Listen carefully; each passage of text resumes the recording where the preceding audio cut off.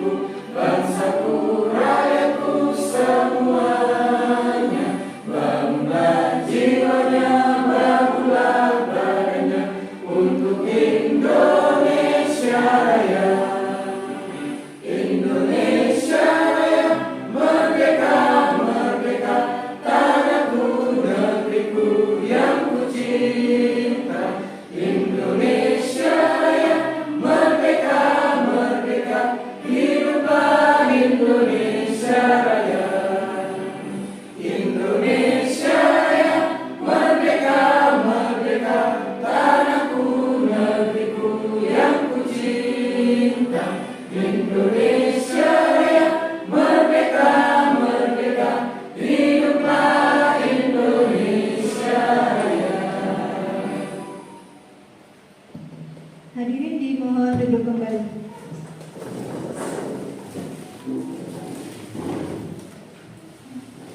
Acara ketiga yaitu sambutan dari Bapak Kepala SMA Negeri 3 Jember kepada Bapak Sandi Suwandi SPD, dipersilakan.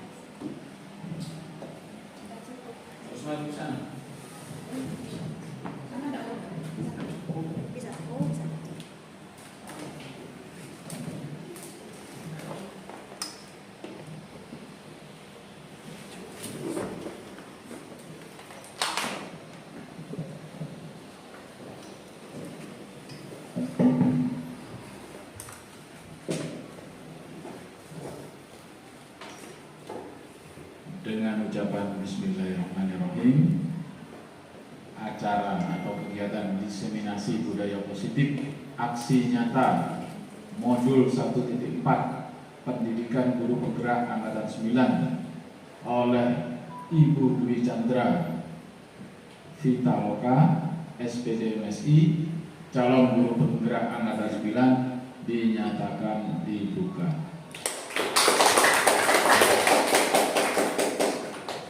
Lanjut terus, sukses. Wassalamualaikum warahmatullahi wabarakatuh.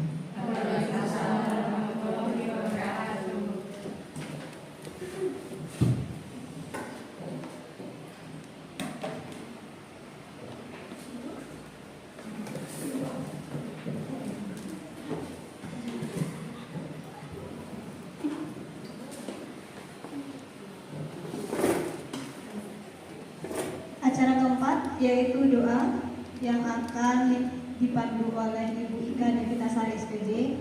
Kepada Ibu Ika Devitasari dipersilakan.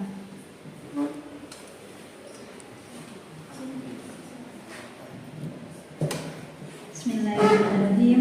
Izinkan saya memimpin doa dalam acara diseminasi budaya positif oleh Ibu Dwi Chandra SPD MSI. Semoga acara ini bisa berjalan dengan lancar dan saya pimpin sesuai dengan agama Islam. Bismillahirrahmanirrahim. Allahumma salamatan fid din wa afiyatan fil jasad wa barakatan fil ilmi wa barakatan fil rizqi wa tawbatan qabla al-maut wa rahmatan qabla al-maut wa maghfiratan wa rahmatan ba'da al-maut. Allahumma hamina 'alaina fi syakaratil maut wa najata minan nar wa aqibal hisab. Rabbana zalamna anfusana wa lam taghfir lana wa tarhamna lanakunanna minal khasirin. Wa sallallahu ala sayyidina Muhammadin wa ala alihi wa sahbihi wa barik wa sallam. Walhamdulillahi rabbil alamin. Terima kasih. Assalamualaikum warahmatullahi wabarakatuh.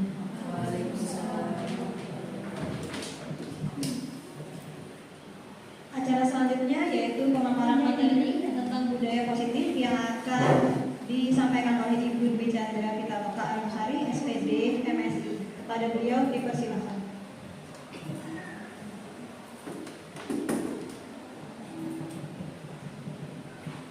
Assalamualaikum warahmatullahi wabarakatuh. Terima kasih Bapak Sandi sudah menghadiri acara saya diseminasi budaya positif. Terima kasih untuk teman-teman semua. Oke, monggo Pak. Bapak.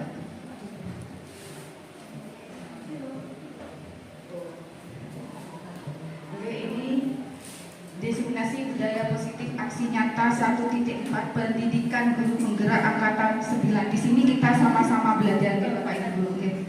Nah, ini semuanya kan calon guru penggerak SMA Negeri 3 Jember. Oke. Bismillah, semuanya lolos. Amin.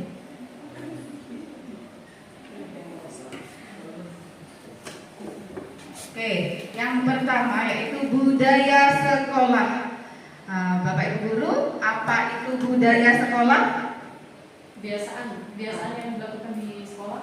Oke, kebiasaan yang dilakukan sekolah, betul. Ada lagi mungkin yang mau menambahkan budaya sekolah? Betul, sudah kebiasaan yang dilakukan oleh sekolah. Ada lagi mungkin? Ya, kebiasaan yang dilakukan oleh anak-anak dan guru yang ada di sekolah. Oke, kebiasaan yang dilakukan oleh peserta didik dan ibu bapak ibu guru di sekolah. Oke, mengapa budaya sekolah itu penting? Ya, untuk menciptakan lingkungan belajar. Untuk menciptakan lingkungan belajar. Ya, lingkungan belajar yang bagaimana? Lingkungan belajar yang positif. Ya,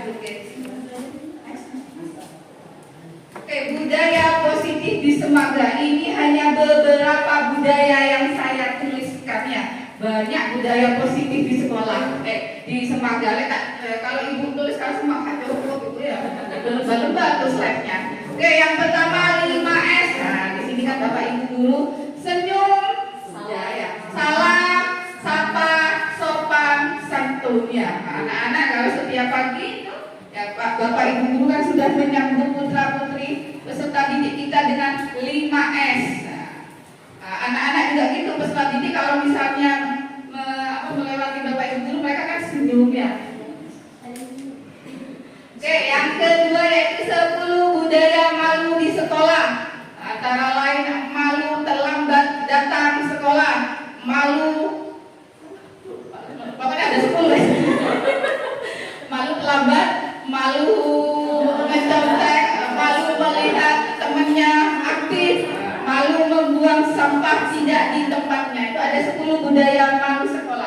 Kemudian setiap hari Senin di Semaga tidak ketinggalan upacara rutin ya. Dan hari nasional kebetulan besok meskipun hari Sabtu libur kita tetap melaksanakan upacara hari nasional, Hari Sumpah Pemuda.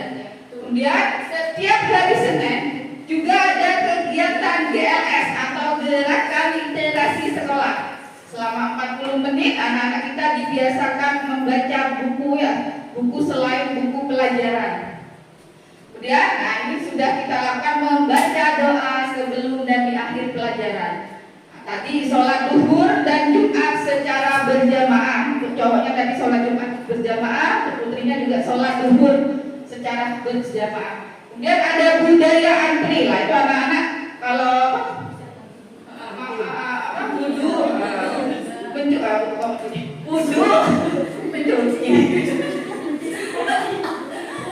antri itu saliman ke gurunya itu antri ya, budaya antri.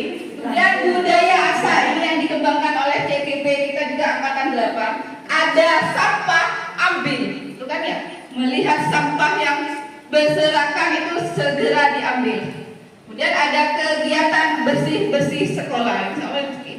Bukan insya Allah sudah kita laksanakan di Semaga. Itu fotonya. Fotonya Bu Chandra tuh saliman tuh sama Adi. Itu budaya malu di sekolah, malu datang terlambat, malu melihat teman sibuk beraktivitas. Kemudian upacara rutin, ada gerakan literasi sekolah, sholat Jumat berjamaah, sholat duhur berjamaah, kemudian bersih-bersih, kemudian ada membaca doa sebelum dan sesudah pelajaran. Itu beberapa budaya sekolah yang ada di Semaga. Oke, yang lainnya banyak. Next. Oke, eksplorasi konsep budaya positif. Maaf Bapak Ibu nanti agak banyak, soalnya ini saya digedewe di materinya. Yang pertama ada perubahan paradigma, teori kontrol, kemudian hukuman, konsekuensi dan restitusi, keyakinan kelas, kemudian makna disiplin dan nilai-nilai kebajikan, 3 motivasi perilaku manusia, kebutuhan dasar manusia, 5 posisi kontrol dan segitiga restitusi. Next. Oke, ini ada pertama perubahan paradigma, ada kegiatan pemantik. Nanti minta tolong dua Bapak Ibu guru yang mewakili nanti ya ke depan mempraktekkan ini. Ya, boleh. Siapa yang mau maju? Yang satu mengepalkan tangannya, yang satu mencoba membujuk, merayu biar kepalan tangannya dibuka. Monggo siapa yang mau praktek? Itu ya. Anda dan teman Anda akan melakukan kegiatan cobalah buka. Cobalah buka tangan. Yes. Anda adalah A. Tugas Anda adalah mengepalkan salah satu tangan Anda. Coba Anda bayangkan bahwa Anda menyimpan sesuatu yang berharga. Menyimpan uang kah ya, uang 200.000 itu simpan tuh. Mungkin ya. Menyembunyikan sesuatu yang sangat berharga. Kemudian Anda perlu menjaga benda tersebut sekuat tenaga karena begitu pentingnya untuk kehidupan Anda. Ya. Tugas rekan Anda B adalah mencoba dengan segala cara untuk membuka kepalan tangan Anda. Yo dirayu kayak ini kayak. Baik, silakan maju ke depan Mas Gohur. Ayo Mas apa? Ayo saya Mbak Ajis. Ini mana Mbak Ajis ya? Tak salah pula udah. Tahu ya Pak, fungsinya apa yang jadi siapa? Saya jadi A ya Bu? Ya wes boleh. Jadi A berarti kamu yang tutup. Ya. Saya jadi B. Jadi B. Dan kukumu kau itu kan bro. Kemarin menggoda, saya tak Ah. goda. Kamu mempertahankan. Ya. Terus gimana aksinya Bu? Ya, kamu meraih dia coba bukalah tangannya. Nanti tak ajak jalan-jalan kemana gitu. Kamu ayo. Ibu Ajis yang cantik. teman saya, bestie saya selama SMA sampai sekarang. Saya mau meminta apa yang ada di dalam tangan jenengan dong, itu apa? Oh tidak bisa. Ini sesuatu yang sangat berharga. Apa? Saya tidak sembarangan bisa membuka apa Buka apa itu? Apa itu? Mahal sekali harga Anda. Iya, karena memang sangat berharga. Makanya tidak sembarangan bisa saya buka. Coba dibuka, apa ini? Apa ini? Ayo dibuka, coba dibuka. Wes dirayu ya, nggak mau dia dirayu. Ayo coba buka. Jadi pakai kekerasan Bu. Iya, tidak Lagi, bisa. minta tolong dibuka dong. Ini apa di Oh, dalamnya? tidak bisa Bapak Gofur karena ini sangat berharga Ayo, bagi Pak. saya. Tarik permen jok. Tidak bisa. Apa nih apa jok? Wani pura duit. Bisa, nggak bisa Pak, nggak bisa ditahu. Tak ada omong tadi tidak berbuka. Ayo buka. Nggak buka. Dibuka Bu? Boleh, mau dibuka sama nggak dibuka? Oh, nggak, dari buka. Nggak dibuka. Bisa. Iya, dari sini nggak dibuka karena berharga Bu, jadi nggak saya buka. Oh, Bu Ajis bersikeras dengan hatinya tidak mau dibuka. Susah menembus hatinya dia yang sudah pernah patah. Terima kasih Pak Gofur sama Bu Anjis. Oke, perubahan paradigma ya. Apakah Anda atau B tadi A saja ya, membuka kepalan tangan Anda? Buka nggak tadi? Enggak ya. Si A kekeh mempertahankan kepalanya. Kenapa? Karena ada apa tadi Mbak Anjis? Sesuatu yang Ada sesuatu yang berharga. Kira-kira sesuatu yang berharga itu apa? Mbak Anjis? emas. Sesuatu yang berharga kira-kira apa? Rahasia keluarga. Ya, boleh itu ya, rahasia keluarga. Oke. Dalam kegiatan ini ya, dalam kegiatan praktek ini itu hanya umpama saja. Sesungguhnya siapa yang memegang kendali atau kontrol untuk membuka atau menutup kepala tangan siapa? Mbak Aci, siapa? Si A itu yang mempunyai kontrol atau kendalinya. Yang tadi kan rayuannya ya, yang B. Oke, ini ada beberapa ilusi. Itu kita berpikiran itu guru mengontrol murid ya. Guru mengontrol murid, betul apa salah? Guru mengontrol murid. Tetapi kita tidak bisa mengontrol murid sepenuhnya. Nah, gitu ya. Kemudian penguatan positif, efektif dan bermanfaat. Kemudian kritik dan membuat orang merasa bersalah dapat menguatkan karakter. Kemudian orang dewasa memiliki hak untuk memaksa. Kita kan kadang-kadang mempunyai orang dewasa itu memiliki hak untuk memaksa, tapi seharusnya tidak. Ini menurut Dr. William Glasser dalam kontrol teori. Oke, ini perubahan paradigma teori kontrol. Stimulus respon, realitas, kebutuhan kita sama, sedangkan teori kontrolnya realitas kebutuhan kita itu berbeda, benar kan ya? Kebutuhannya berbeda-beda. Kemudian semua orang melihat yang sama, sedangkan yang teori kontrolnya setiap orang memiliki gambaran berbeda. Nah ini nanti kalau Bapak Ibu guru masuk pendidikan guru penggerak dapat ilmu seperti ini ya. Nanti dibaca di modulnya banyak di situ. Oke, sekarang makna disiplin. Apa itu Bapak Ibu guru makna disiplin? Mas Gofur ini yang sering mendisiplinkan anak didik. Menaati aturan sekolah. Menaati aturan sekolah. Oke, makna disiplin.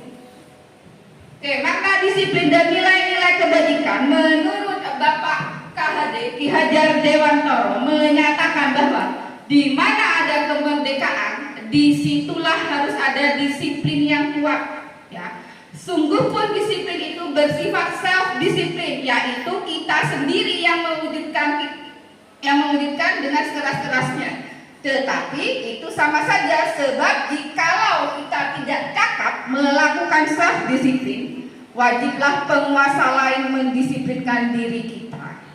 Nah, maksudnya nih Bapak Ibu, kalau misalnya kita tidak disiplin itu ada penguasa kayak Pak Gofur mendisiplinkan anak peserta didik kita. Oke. Bisa kepala sekolah kalau guru. Tuh, misalnya kita tidak mempunyai disiplin diri, penguasa yang mendisiplinkan kita. Penguasa gerbang saya. Masa gerbang.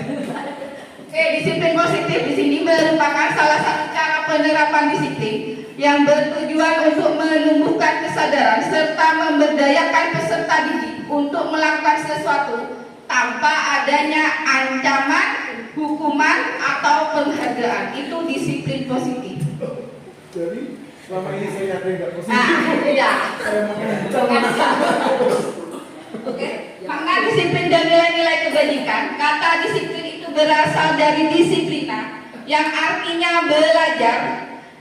Juga berasal dari akar kata yang sama dengan disiplin atau murid atau pengikut. Untuk menjadi seorang murid atau pengikut, seseorang harus paham betul alasan mengapa mereka mengikuti suatu aliran atau ajaran tertentu. Sehingga motivasi yang terbangun itu ada motivasi intrinsik, bukan ekstrinsik.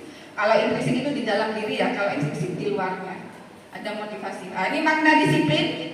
Seseorang yang memiliki disiplin diri berarti mereka bisa bertanggung jawab terhadap apa yang dilakukannya, karena melakukan mendasarkan tindakan mereka pada nilai-nilai kebajikan universal. Nilai-nilai kebajikan universal di institusi kita itu di profil pelajar Pancasila ya, ada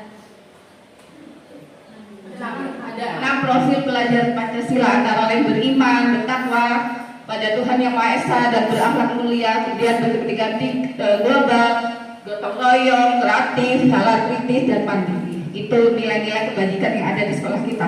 Monggo Bapak Ibu makan kuenya sama minumannya diminum. Monggo. bocor kopinya.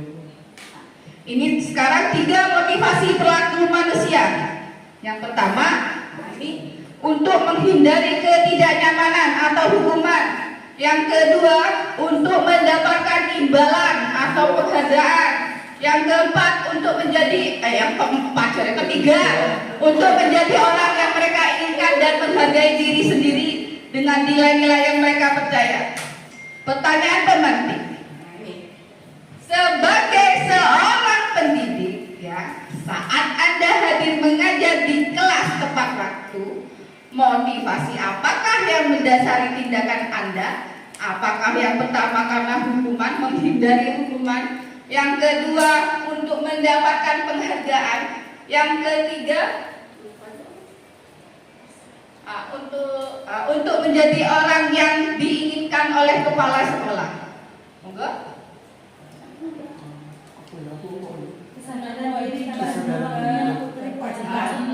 Kewajiban ya. Mencontohkan hal yang baik, mencontohkan yang baik kepada siswa. Oke, kesadaran diri ya. Mencontohkan hal-hal yang baik kepada siswa untuk disiplin itu ya.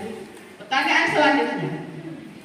Bila di sekolah Anda tidak ada peraturan yang mengharuskan pendidik datang tepat waktu.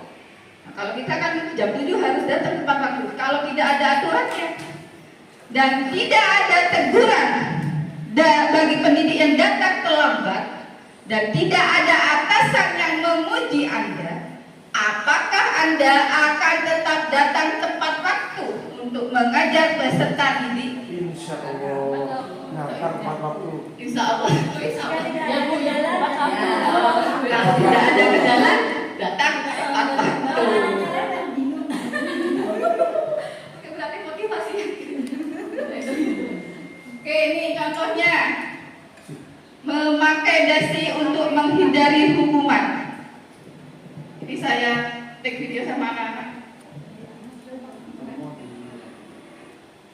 Pakai yang videoan itu di itu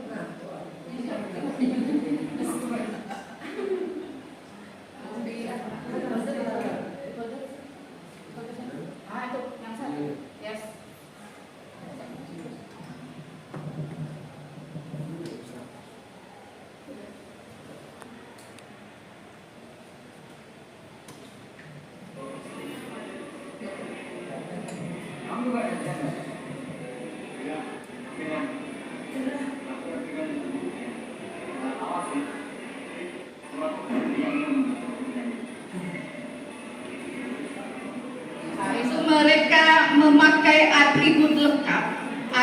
tidak terkena hukuman. Biasanya saya itu yang ngecekin. Pedih kalau Bu Chandra. Kalau nggak ada Bu Chandra, mereka tidak memakai dasi. Itu yang contohnya tidak terkena hukuman, takut karena hukuman. Yang kedua, contoh yang kedua.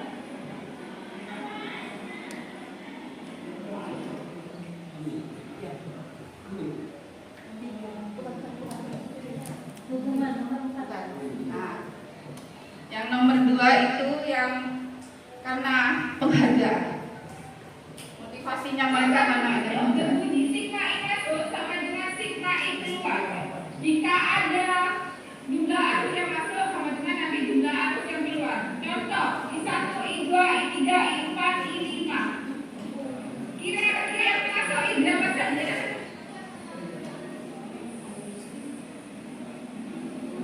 Jika ada yang mau menjawab, Ditambah I2 ditambah I3. Ditambah mana? Yang ada yang mana? I1 tambah I2 sama dengan yang kedua yang mana? I3 tambah I4 tambah I5. Nanti oke, kita contoh soal.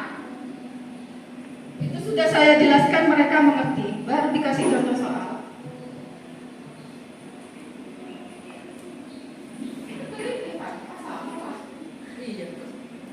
Oke, jika ada soal I1 sama dengan 4 ampere, I2 4 ampere, I3 5 ampere, I6 4 7, berapakah itu? Mungkin ada yang mau menjawab? Tidak ada? Enak kita kasih imbalan kalau yang imbalan. Itu mereka saya iming-imingi. Nanti yang maju ke depan silakan ke kantinnya Bu Chandra, ambil dah. Langsung banyak yang menjawab. Semua kelas menjawab. Tekor Bu Chandra. Nah, itu yang kedua, yang ketiga Bu Chandra. Yang ketiga ini membersihkan, contoh membersihkan sampah, kesadaran diri mereka. Oke, anak-anak setelah kegiatan ini tolong nanti kamarnya dibersihkan ya. Oke, terima kasih sudah bergabung.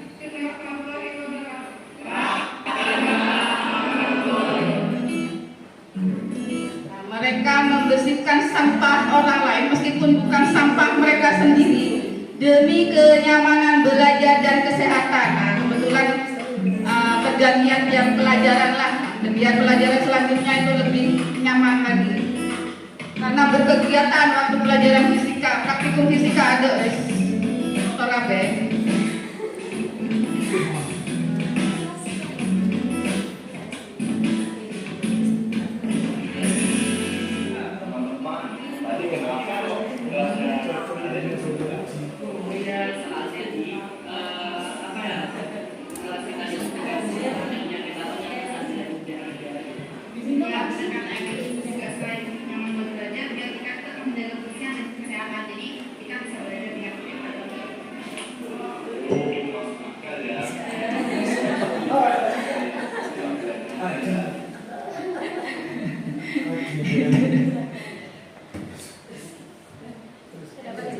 Balik ke yang dia nanti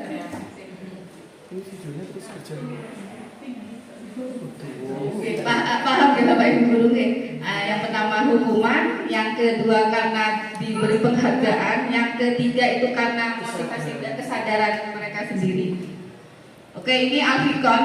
Saat kita berulang kali menjanjikan reward, tadi yang kedua kan menjanjikan reward, hadiah lah istilahnya ke anak-anak, agar berperilaku bertanggung jawab kepada peserta didik, agar mempelajari sesuatu yang baru, atau kepada seorang karyawan agar melakukan pekerjaan yang berkualitas. Kita sedang berasumsi mereka tidak dapat melakukannya, ya.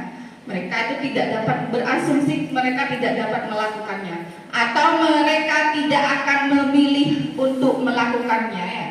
Tuh, kalau misalnya ada ribet saja no iso, tapi apa jenenge tidak sadar diri itu karena ada penghargaan, oh enak kayak penghargaan, mana kayak penghargaan lagi, ya. Tuh. Next.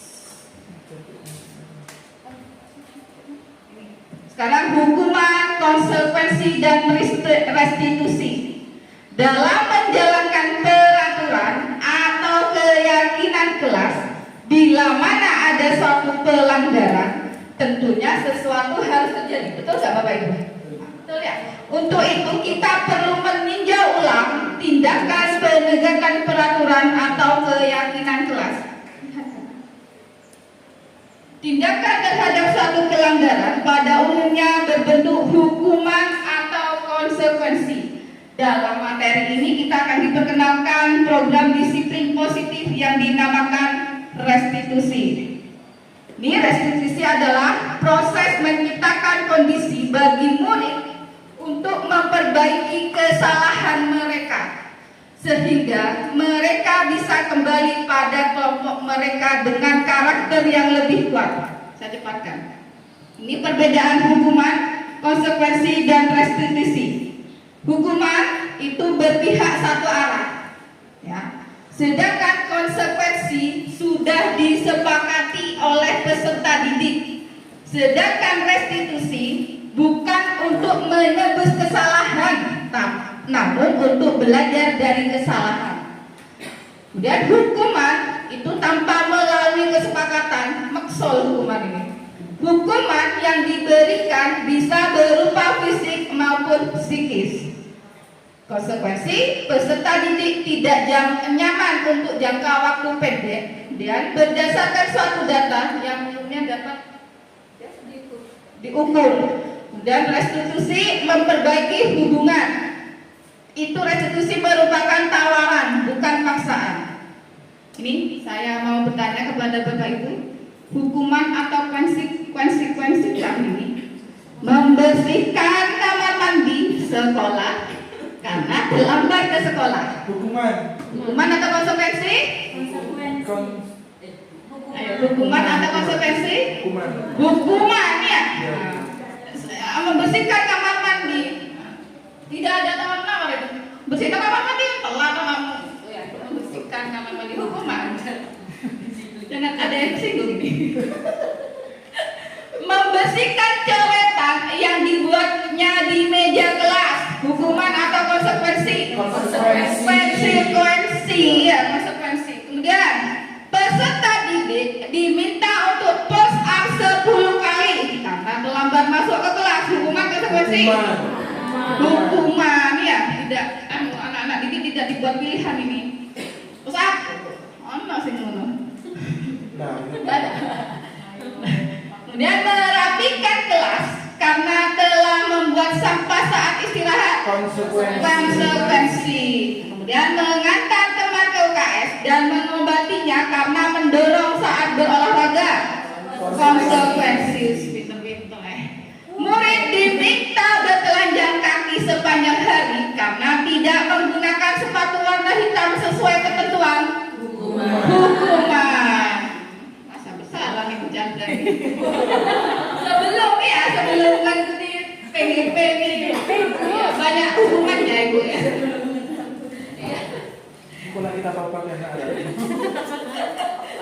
Nah, ini dihukum oleh penghargaan ya. Dihukum oleh penghargaan. Penghargaan itu sebenarnya tidak efektif. Penghargaan itu merusak hubungan. Penghargaan itu mengurangi ketepatan. Penghargaan itu menurunkan kualitas.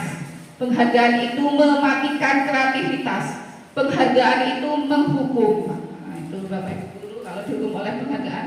Pengaruh jangka pendek dan jangka panjang sebuah penghargaan. Nah, ini ada pengaruhnya penghargaan. Penghargaan efektif jika kita menginginkan seseorang melakukan sesuatu yang kita inginkan dalam jangka waktu pendek.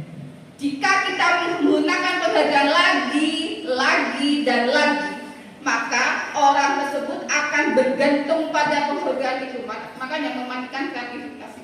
Dan jika kita mendapatkan penghargaan untuk melakukan sesuatu yang baik, maka selain kita senantiasa berharap mendapatkan penghargaan tersebut lagi, kita pun menjadi tidak menyadari tindakan baik yang kita lakukan.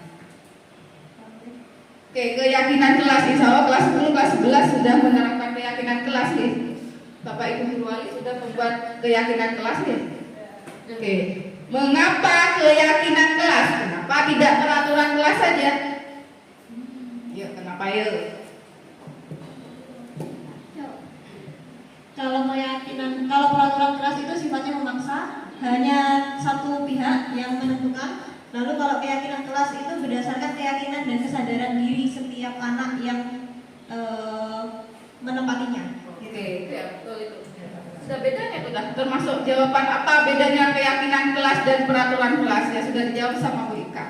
Nah, ini keyakinan kelas itu bersifat lebih abstrak, berisi nilai-nilai kebajikan yang diyakini secara universal.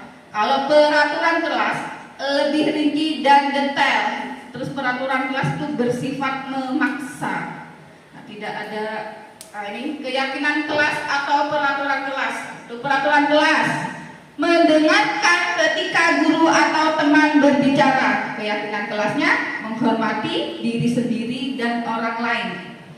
Dan tidak menyela pembicaraan. Itu termasuk menghormati diri sendiri dan orang lain. Nah, peraturan kelasnya itu bersifat negatif lah istilahnya. Kalau keyakinan kelas itu dipositifkan. Tidak di peraturan kelas, keyakinan kelas dipositifkan. Kemudian mengangkat tangan jika ingin bertanya, itu menghormati diri sendiri dan orang lain. Datang dan pulang tepat waktu, itu termasuk dia keyakinan kelas, disiplin. Itu Bapak Ibu Guru perbedaan peraturan kelas dan keyakinan kelas. Oke, budaya positif sekolah ya, dari peraturan kelas, keyakinan kelas yang dibentuk, keyakinan kelas sudah terbentuk, ada lingkungan positif terbentuk, budaya positif di sekolah terbentuk. Mungkin ada yang tanyakan Bapak Ibu? Next. Oke, kayaknya sudah capek ini, kita break dulu ya Bapak Ibu ya apa? Break apa? S-breaking ya? S-breaking, coba Bapak Ibu berdiri yuk. S-breaking sebentar saja. S-breaking.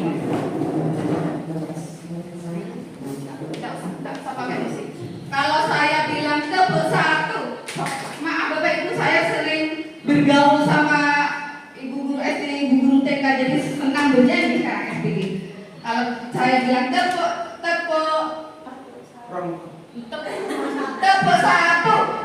tepuk dua, tepuk tiga, tepuk 1, 2, 3, kamu joget, oke? Oke bisa? Boom, ciki boom gitu ya. Siap-siap nanti calon guru penggerak juga gitu nanti ya. Sering bergaul sama guru SD. Oke, siap? Bisa?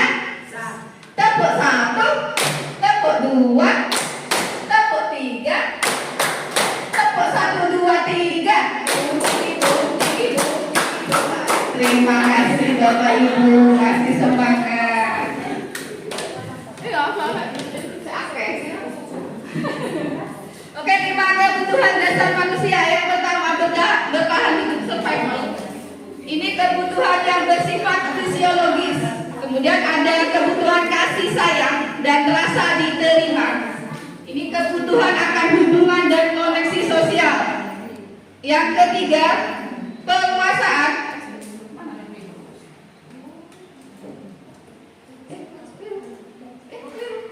Penguasaan, pengakuan dan kemampuan. Kebutuhan ini berhubungan dengan kekuatan untuk mencapai sesuatu.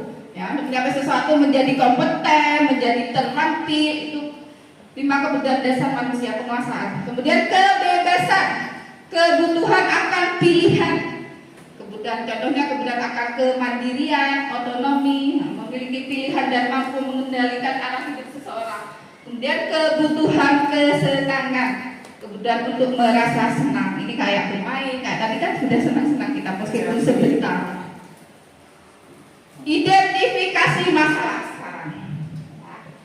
Wildan, seorang anak kelas 12 yang suka keluar kelas pada saat jam pelajaran berlangsung. Betul nggak Bapak Ibu guru yang ngajar di 12:57? Betul ya. Dia selalu beralasan ke kamar mandi, tapi lama kembalinya. Nah, kebetulan di sini saya wali kelasnya tergugah untuk bertanya, ada apa gerangan dengan si Wildan? dia keras sekali izin keluar kelas pada saat jam pelajaran berlangsung. Ada beberapa kemungkinan jawaban yang diberikan Wildan ketika Bu Wincang mengajukan pertanyaan. Yang pertama jawabannya, saya bosan Bu, belajar terus di dalam kelas. Termasuk kebutuhan apa itu tadi? Kan tadi ada 5 kebutuhan. Nah, ada kasih sayang, bertahan hidup, kebebasan, kesenangan, penguasaan. Senangan. Nah, Kebebasan. saya bosan belajar terus di dalam kelas tuh. Kebebasannya, dia kepingin bebas. Belajarnya tidak di dalam kelas terus. Terus sampai. Ya. Saya senang melihat guru khawatir. Apa? Iya, senang le. Aku cadat bolak-balik takon apa ini dah. Apa? Kebutuhan penguasa. Saya senang melihat guru khawatir. Ya, cek lagi. Kesenangan. Nih. Ya. Kesenangan. Ini kan beberapa. Saya hebat kan bisa membuat ibu marah. Nah, termasuk apa ini? Kebutuhannya? Ke penguasaan ya, penguasaan. Kemudian ini, saya lapar, haus Bu. Jadi saya beralasan ke kamar mandi, tapi melewati kantin dulu. Tuh, apa? Kebutuhan bertahan hidup, lapar. Kemudian yang kelima, saya tidak suka kerja kelompok. Misalnya waktu pelajaran itu dikelompok-kelompokkan. Nah, teman-teman tidak memilih saya sebagai teman kelompoknya. Kebutuhan ini kebutuhan kasih sayang dan rasa diterima oleh teman-temannya. Ya, dikumpuli, manfaat. Kok dikumpuli? Dikojoi. Oke, itu 5 kebutuhan dasar manusia. Oke, sekarang 5 posisi kontrol ya. Ini harus sering diolah sama kita, terutama yang menjaga pintu gerbang di depan. Itu ya. 5 posisi kontrol, ada penghukum, ada pemantau, ada pembuat rasa bersalah, ada teman, ada manajer. Ya, kalau manajer itu posisinya sudah lebih tinggi, harus lebih diasah lagi. Nggak hanya kepala sekolah, kita juga bisa. Oke, ini saya mencoba, ini penghukum.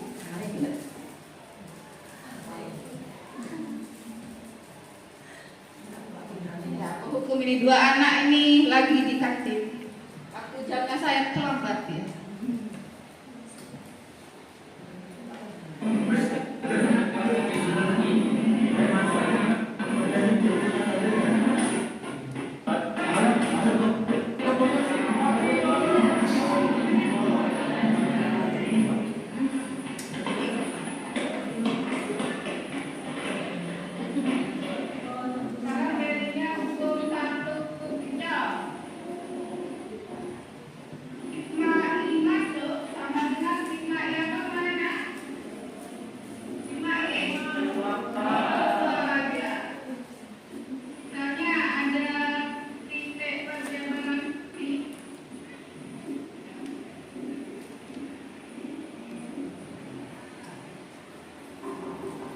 Kalau actingnya saya kalau lekat di suntik apa?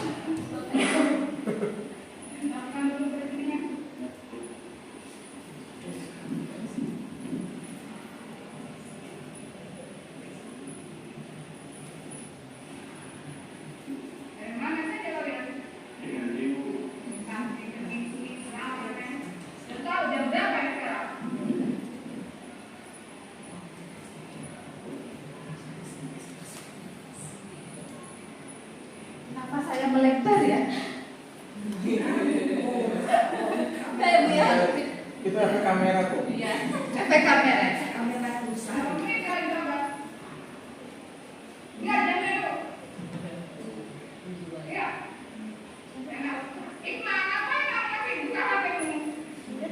Kenapa?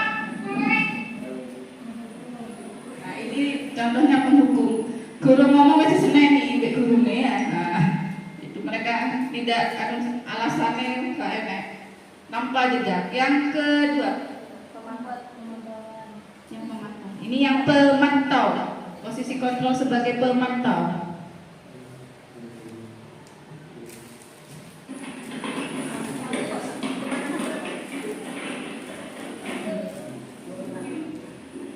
Misalnya, Oke, saya cepatkan saja. cerita ini beberapa jam sekolah berjalan. Lebih dari 15 menit ya. Kalian tahu kan masa terlambat masuk di jam kelasnya berjalan? Apaan?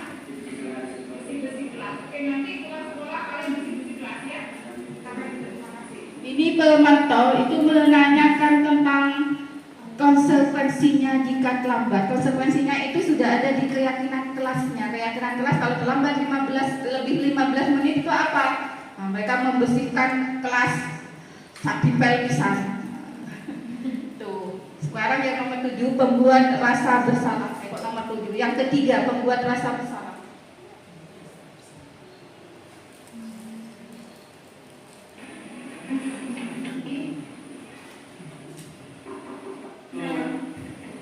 Mana saja kalian berdua?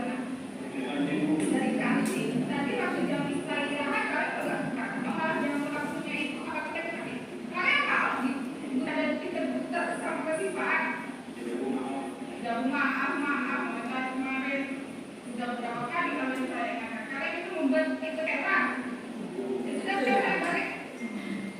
Balik, nah, itu pembuat rasa bersalah. Pada saat saya bilang berapa kali ibu ditegur sama kalian, mau bercanda ditegur sama kesiswaan, berapa kali kalian sudah berulang kali meminta maaf kepada ibu itu. Jadi membuat mereka merasa bersalah. Kemudian yang sebagai teman, nah, ini posisi sebagai teman. Mungkin bapak ibu sudah pernah melakukan ini ya, tanpa sadar sudah pernah. Ini posisi teman.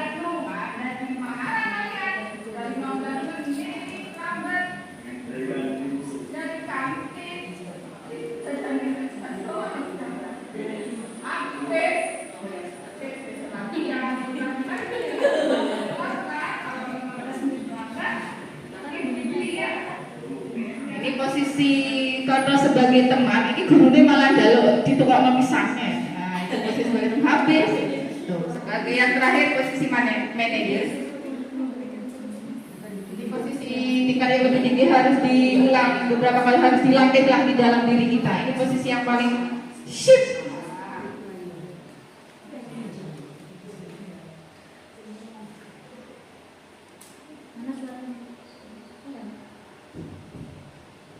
Belum di play. Habis kah?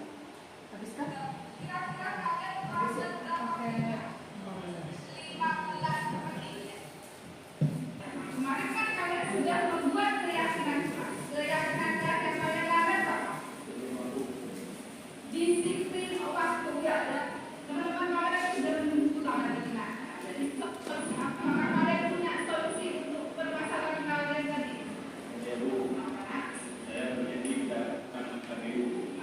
Hikmah berjanji tidak akan mengulangi lagi. Mengulangi lagi tentang apa? Terlambat masuk kelas ya. Udah benerannya ibu jam pelajarannya juga gitu ya. Apalagi disiplin waktu udah. Yang sehat saya kan keluar lebih cepat.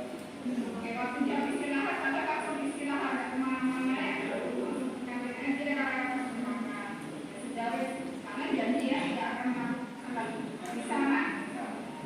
Oke, yang posisi manajer selain menanyakan keyakinan mereka, juga menentukan solusinya gimana biar tidak terlambat lagi. Nah, oke. Nah, yang terakhir, materi yang terakhir yaitu segitiga restitusi. Segitiga restitusi adalah proses menciptakan kondisi bagi murid untuk memperbaiki kesalahan mereka. Nah, ini Bapak Ibu wali kelas ini sering melakukan segitiga restitusi tanpa disadari. Nah, apalagi Bapak Ibu guru BK. Oke, segitiga restitusi ada 3. Yang pertama, menstabilkan identitas. Kemudian validasi tindakan yang salah. Yang terakhir, menanyakan keyakinan. Menstabilkan identitas tujuannya untuk merubah orang yang gagal karena telah berbuat kesalahan menjadi orang yang sukses jika anak berbuat salah. Nah, contoh kalimatnya, berbuat salah itu is okay, tidak apa-apa. Dan tidak ada manusia yang sempurna. Saya juga pernah melakukan kesalahan seperti itu. Itu maksudnya wali nih, guru nih saya ngomong ya, yang bilang ke anak didik yang bersalah. Kemudian Bapak Ibu tidak tertarik mencari siapa yang salah, tapi Bapak Ibu ingin mencari solusi dari permasalahan ini. Ini contoh kalimat saja. Dan yang kedua, validasi tindakan. Langkah kedua, kita harus memahami kebutuhan dasar yang mendasari tindakan anak berbuat kesalahan. Ya, pasti anak berbuat kesalahan itu ada alasannya kan tadi sudah ada kebutuhan dasar manusia. Yang pertama, contoh kalimatnya, padahal kamu bisa melakukan yang lebih buruk dari ini ya.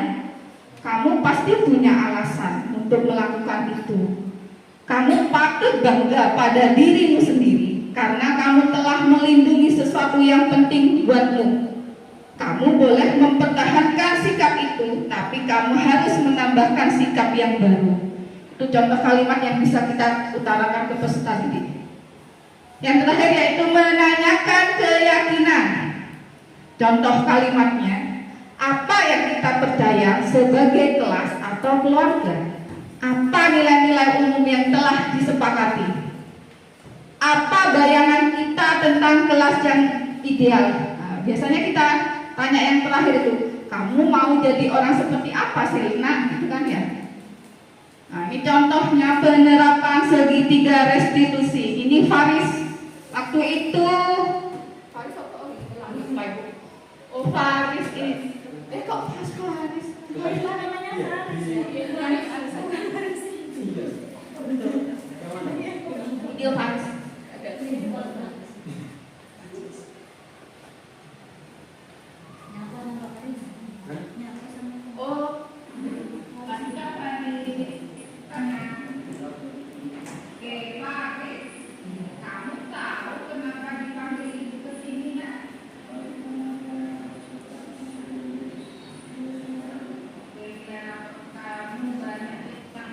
Nilainya itu banyak yang merah, nilai NIP-nya.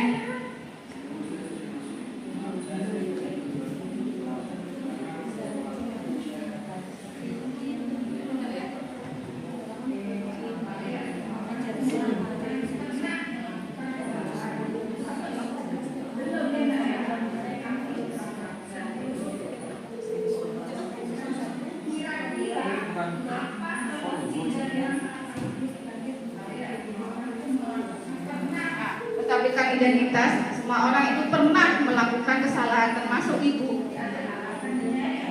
Ada alasannya.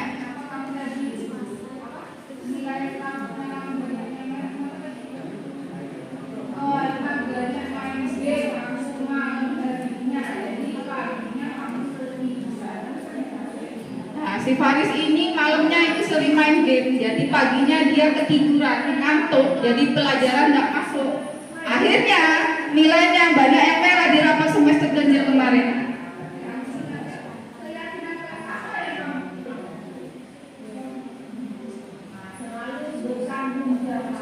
Keyakinan kelasnya yang saya tanyakan, dia menjawab selalu bertanggung jawab.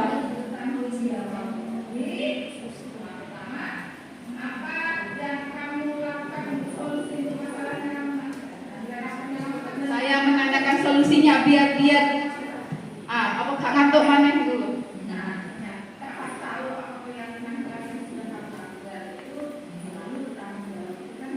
Kira-kira apa solusi dari masalah kamu?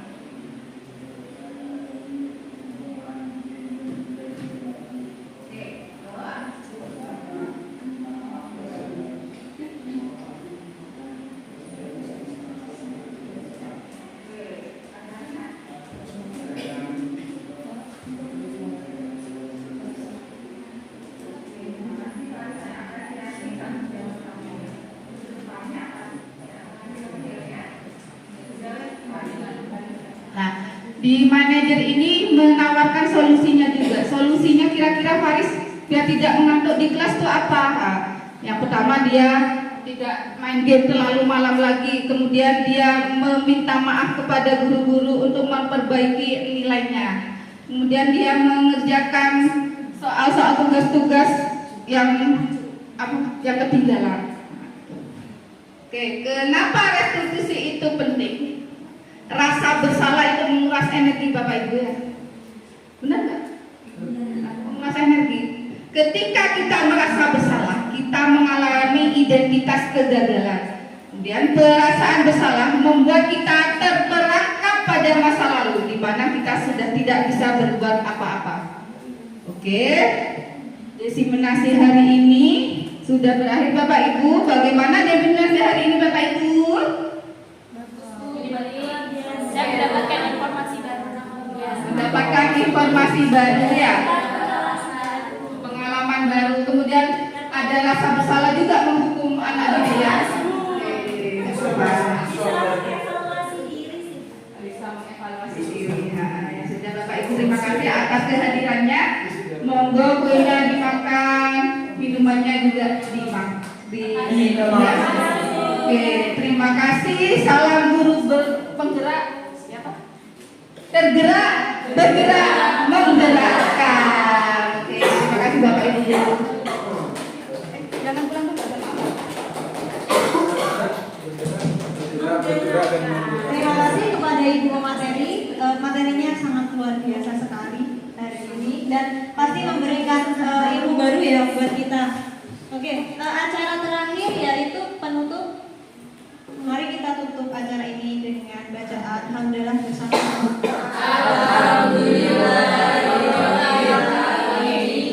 Terima kasih.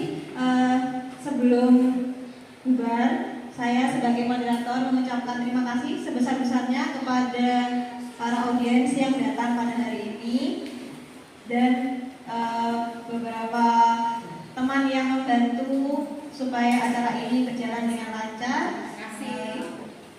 Kurang lebihnya mohon